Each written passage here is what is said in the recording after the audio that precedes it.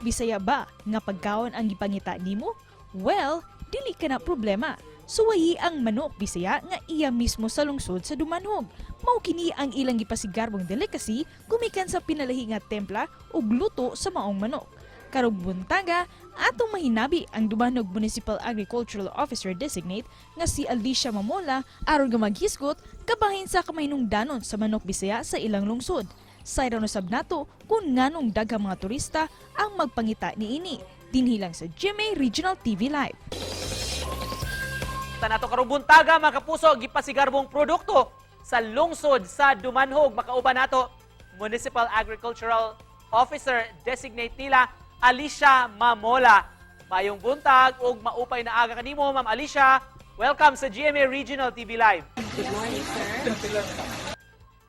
Arita sa inyong Bisayang manok, ma'am, nganong nahimo man ni nga daw delicacy o paboritong pagkaon gyud gikan sa inyong lungsod? Sa tugay na itong panahon, ang lungsod sa Dumanhog na ilagay sa lamian na lechon manok Bisaya. Lungsod ni lechon kani, niya tungod sa mga special ingredients nga atong akil pagluto din nga nakapahimong lami kayo sa ini. O ini usab nakapahimong livelihood sa ato ang mga farmers din sa ato ang lungsod. Unsa may nakapalahi o nakapalami sa Bisayang manok sa Dumanhog? Dunay sikrito nga timplada nga atong gihimo alang mahimong malamian gyud ang ato ang lechon manok Bisaya. Unsa man ipagpreparar ma'am ang inyong Bisayang manok unsa may step by step nga proseso sa pagluto niini?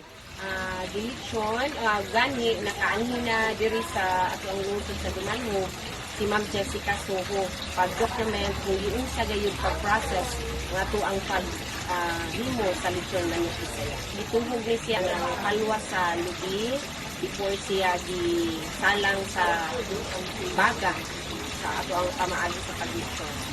Kay parte naman ni sa inyong identity sa lungsod sa Dumanhog nganong mahinungdanon nganong importante man kaayo kining mga pagkaon diha sa inyong lugar, Ma'am Alicia. Mahinungdanon tungod kay makatabang usab kini sa ato ang katauhan sa Dumanhog na mahimong livelihood sa ato ang mga mag-iuma.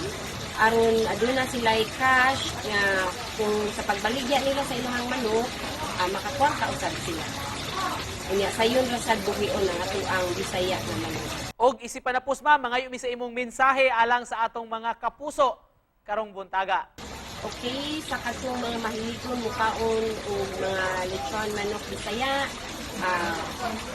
pwede mo makapamalit diri sa lungsod sa Dumanhog. Pwede ra sad nato mapa-deliver, pinaagi pasakay nato sa Librando, sugaton lang sa terminal sa Librando.